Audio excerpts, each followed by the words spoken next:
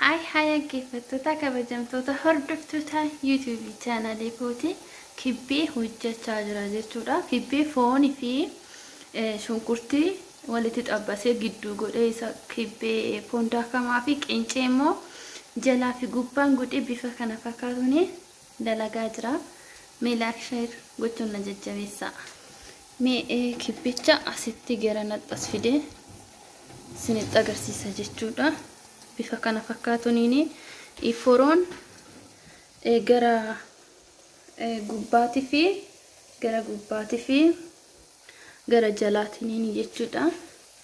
Kanan banee haalaan itti muree bifa bareedaa fi saayizii bareedaa qabuun mee na jajjabeessaa like share gochuudhaan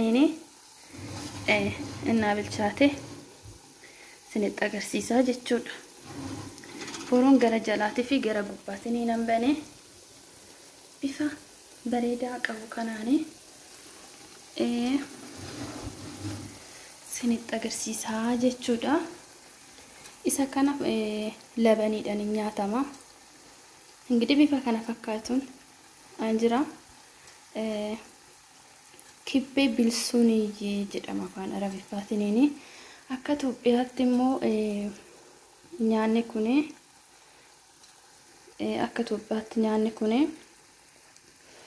qincee daakamaa, foon daakamaa, shunkurtii fi foon sirriitti daakamee fi kan sirriitti hin daakamne jechuudha. Kan irraa hojjetamu kibbee bilsuunii jedhama afaan isaaniitiin jechuudha. Innaa bilchaatee xiqqoo bifti isaa gubbaa kun magaalaa yoo ta'e isa gubbaa san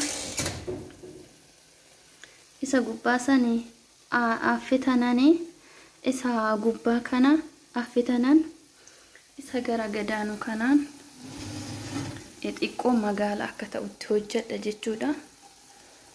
Bifa kana fakkaatuun kibbee hojjetachuu dandeessanii.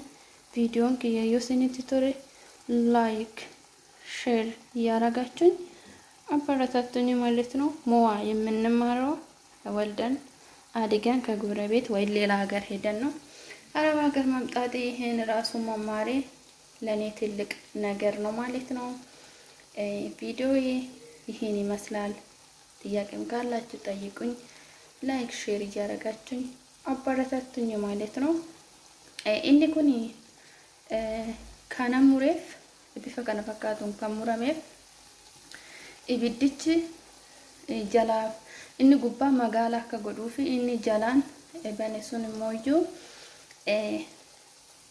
isa murame kana keessan sirriitti akka bilchaatuuf karaa bana jechuudha. ይሄን ይመስላል። ቪዲዮ ሼር ላይክ አርጉኝ አበረታቱኝ። ሌላ ጊዜ ደግሞ በሌላ ቪዲዮ አመጣለሁ። Bye bye.